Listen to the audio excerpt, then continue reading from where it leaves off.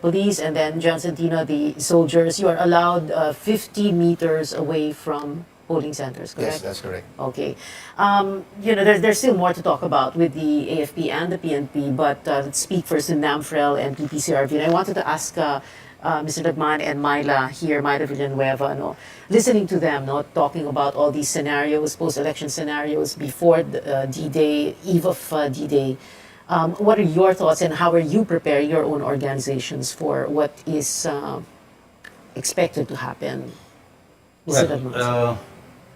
Well, we've never had any problems with with violence and things like that, and that's up to them. Yeah.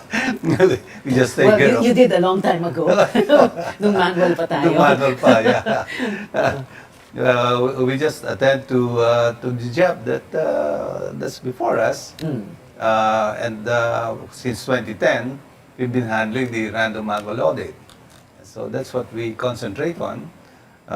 We do some, where there are gaps and we have volunteers, then we do some poll watching, but that's not our main focus. It's really the random manual audit. Yeah.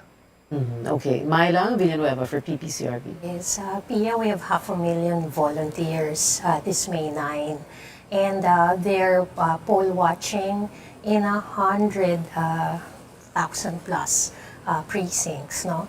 And around 37,000 voting centers.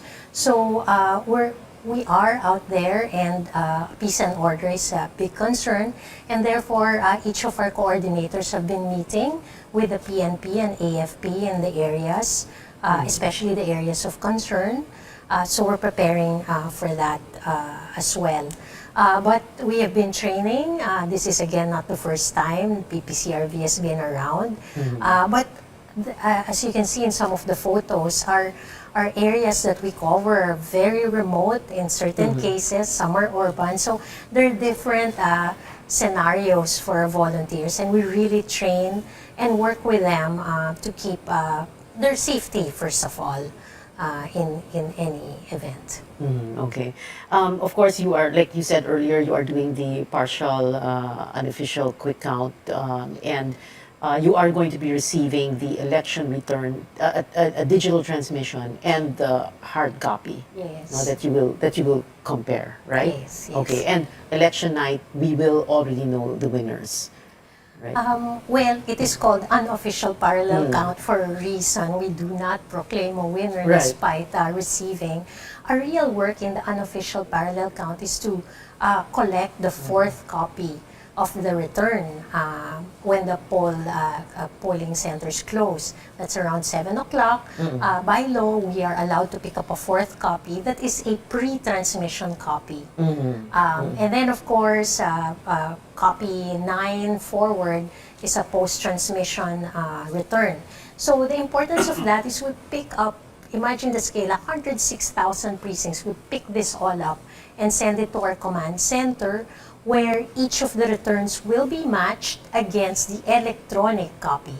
So the return that the VCM sends electronically is matched twice in a double-blind scenario, just to assure the public that the Davao was happening in the transmission. And in 2019, you were satisfied when you compared both the electronic copy and the hard copy, the fourth copy of the ER. Yes, back in 2019, we had 87,000 precincts. We picked up 77,000 returns, and we got a 99.995% match. So we certainly can assure the public that as they feed the ballots, there's so many questions about what happens after you feed the ballot into the machine. That transmission was well and good. That's good. 99.995% na nag-match. Okay. And earlier you were saying, of course, you're doing the unofficial count, no? And because the work of proclaiming, of doing the official count belongs to other groups, no? Other boards of canvassers, right? Can you very briefly just remind our viewers for example, sa local, sa national, senator, party list, president, Congress, who's going to be doing the official count, just so that people will Yeah, remember? it's really always the COMELEC in any event. Therefore, the public should expect that we will stop at some point when the results are really nearing. The proclamation for national, president, vice president is really the work of the COMELEC, the Senate. And our job is really to sort of tell the public that the returns are coming in, that the technology is doing its job, that the results from the precincts are coming in, and then of course, we are also waiting for the physical returns, that those are also coming in, and that they are matching.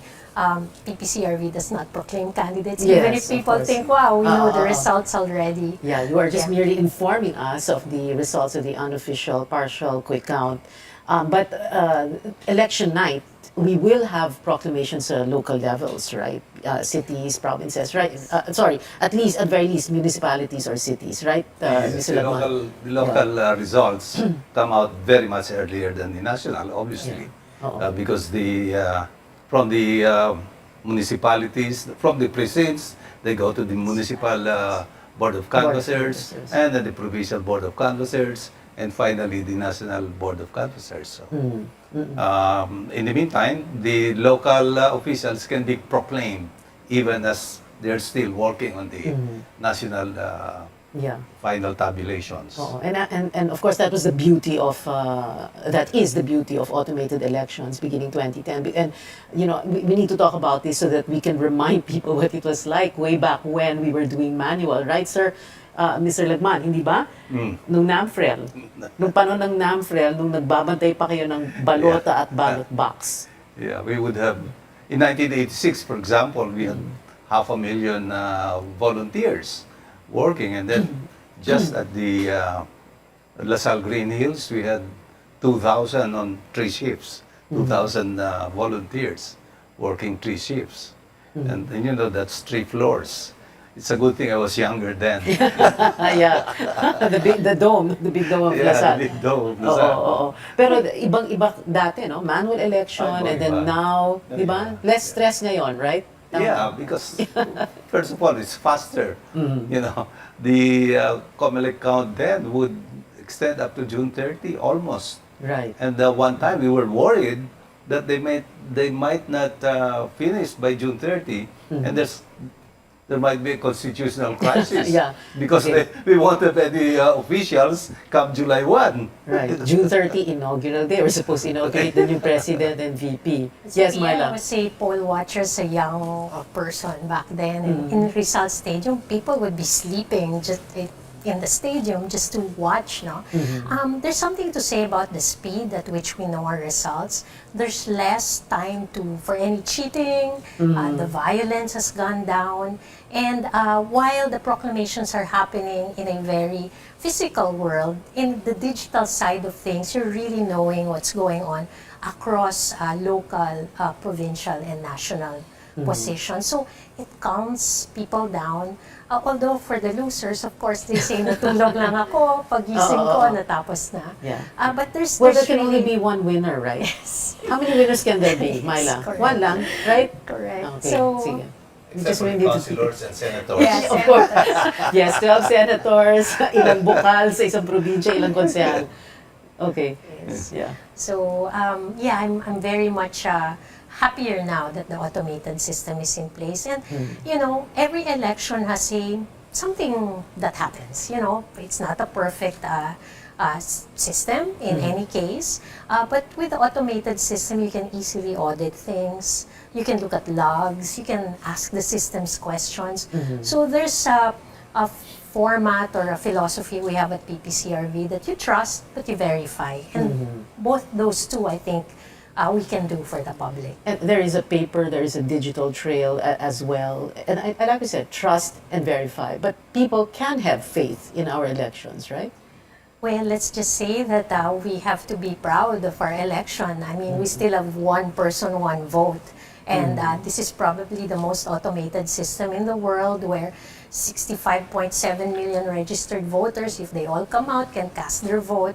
and we can know the results pretty quickly. That's quite something Yeah. to behold. Oh, voters coming out very quickly before the break. We have a minute to go before the break.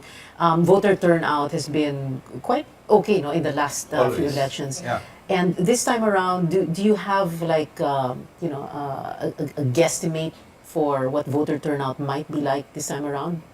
Maybe around 80 Uy, or a mataas little na more, yun, because yeah. of the interest in this coming elections. Interest. Yeah. Trying to 80%. choose my words. Oh, it's okay. Don't choose your words out on this show. It's okay. Okay. And Myla, ganyan din sa inyo, 80%. Yeah. It's polarized. People want to be heard. They want to be right. Yeah. And I'm sure they're going to come out and have their voices heard. And that is democracy, right? Yes, Oo. absolutely. Okay, I remember because I used to cover NAMFREL also way back when, and we would always talk about the fill-up rate for senators, yung dapat 12 senators, and it's very rarely do people fill up all 12, right, sir? The average fill-up rate would usually be between 7 and 8. Yeah. Okay. Ano yun? The senators. Nung manual, 7 to 8. Tapos nung nag-digital, pareho Still, lang. yeah. Still. Oo. Okay. Why? That's all they can remember or that's all they wanted to vote for? Well, I guess they only vote for those that, ito, kilala ko to, ito, narinig ko na to, and they find it difficult to fill up 12 names. Yeah. Pero ngayon, shading of ballot. Kaya mas madali, Mas because madali. you just shade the Oo. circles or ovals. Yeah, if they can remember, right? Yeah. Well, Yeah. I always say that, bring a código. So it takes you only about 2 to 3 minutes and you're done. Yeah. Okay, código, not on your phone. Pwede yung phone. not on your written. phone. Yeah, written. A printout, a handwritten or a printout código of the names of the senators you want to vote for, party list, etc. The Complete. list of Kompleto. officials. Yeah, don't Myla. vote over 12. that will Yeah, of course, invalidate. oo. So Yeah. people have to know Sundan sometimes. ko lang yun. Bring your own código. Do not accept código. Yeah. Yung ikaw Yung sample ang nagsulat, ballot nila. do not. You Yung bring your sarili mong sulat, Oo. pili mo. Wag yung isinusubo sa'yo. Okay. Official na, sample ballot. Yeah. Kaya lang, bumoto na ako Local absentee voting. Di ba? AFP, PNP, oo. media. Pwede we kayo, voted last oo. week na. Oo. Pwede kayo. We exercised our right to vote. All right. We will be right back after this very quick break. Politics as usual. Stay with us.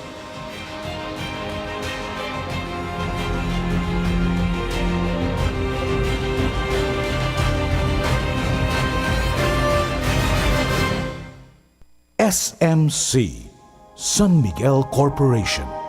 Bisag unsang industriya ang sudlan niini, tinguha sa SMC ang pag-uswag o paglambo sa mga Pilipino. Karon, gikan sa SMC, aniya na ang SMC Davao Cement. SMC Davao Cement. Gama sa Davao, para sa Mindanao. SMC Davao Cement. Ato ni Bay. RPN DXKT 1071 sa dial sa inyong mga radyo.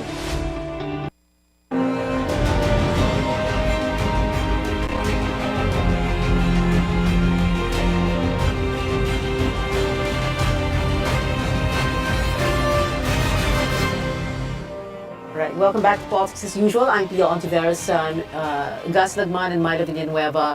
Kanina pinag-uusapan na nga yung mga kodigo na kailangang dalhin na sabi nga ni John Orde, huwag kayong tatanggap ng kodigo mula sa ibang tao, dapat may dala kayong sarili. No? Pero I wanted to ask you this also, ano yung mga most common mistakes ng mga botante and how can they avoid them?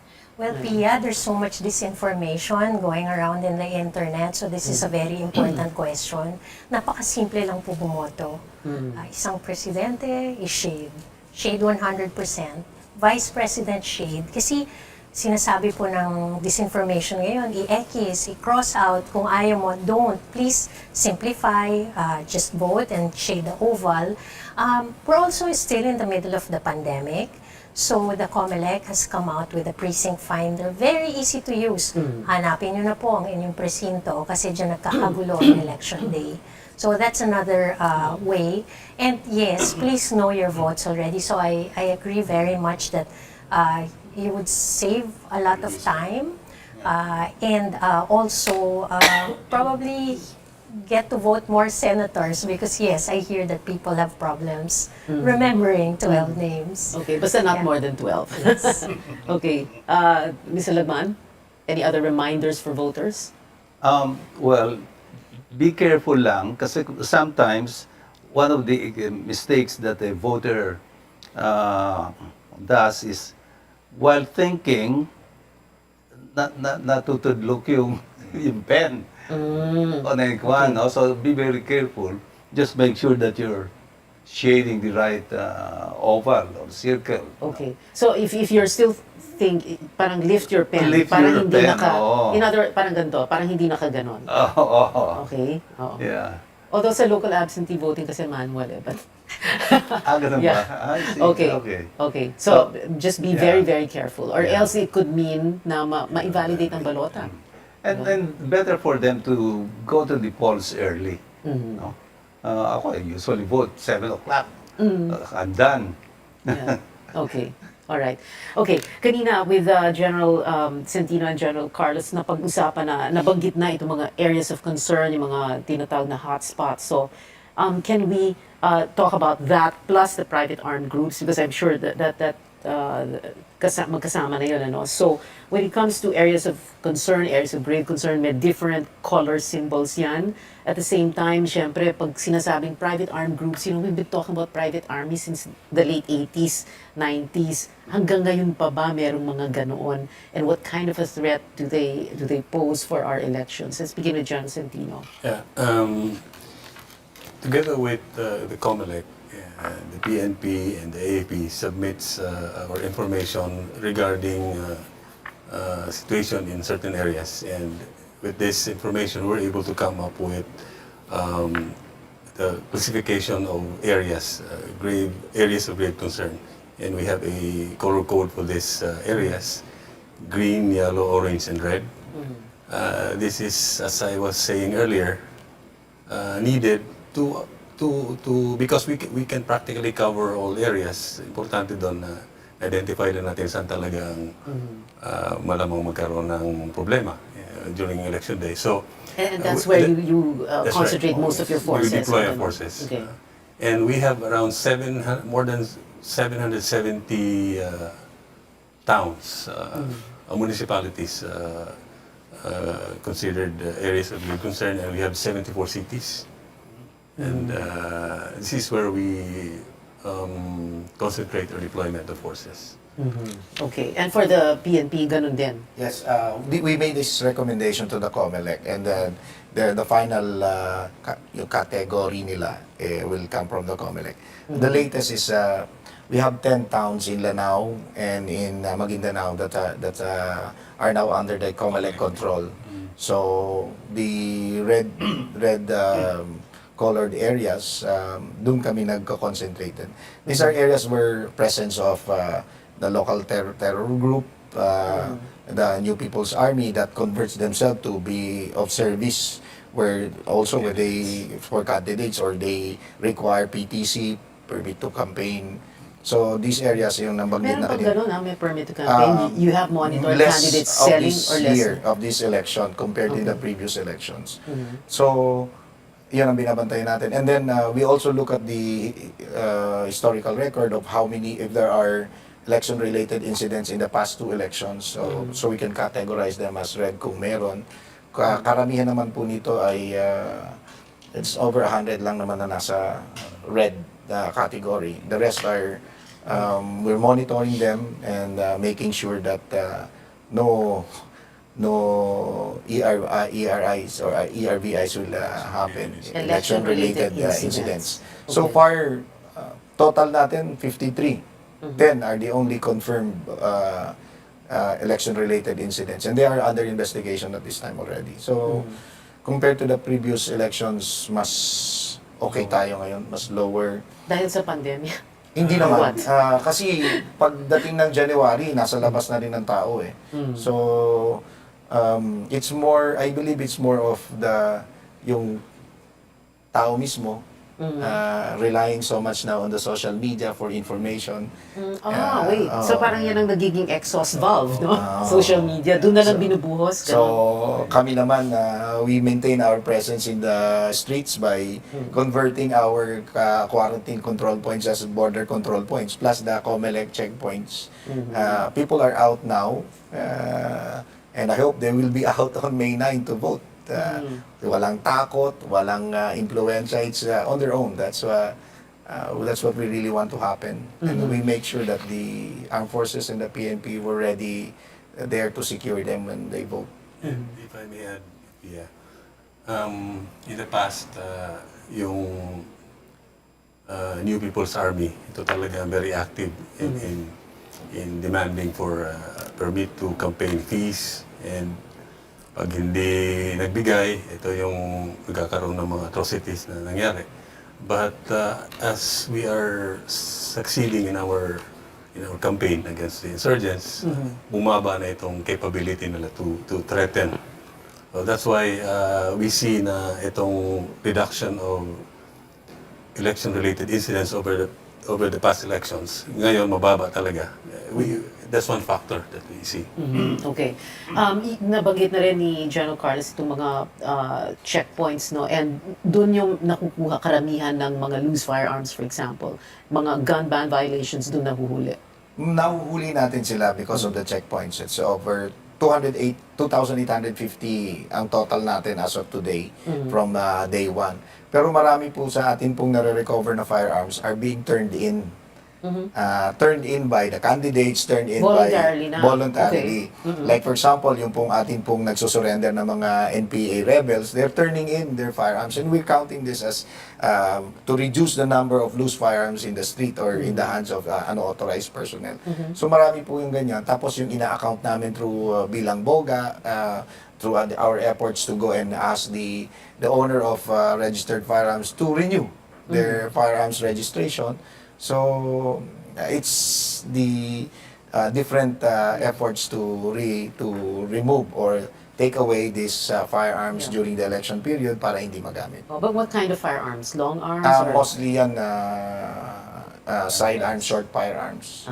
Okay. All right. We'll have to take a quick break going into the final stretch of the show. More on our discussion when we come back. Stay tuned.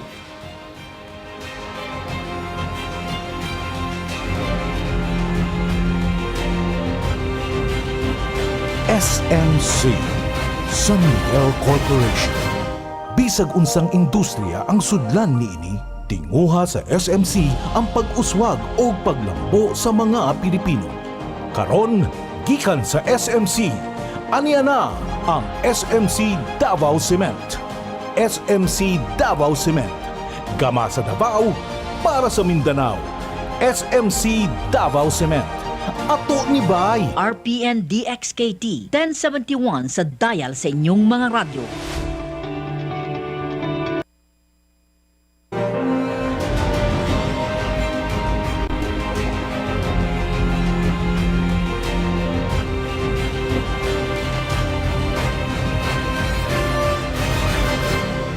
We are on our final stretch. This is Politics as Usual. General Centino and General Carlos, of course, one of the big questions for you and your organizations is how, of course, soldiers and policemen can cast their votes. So that is the only thing you can do in terms of political participation, right, General Centino? That's right, Pia.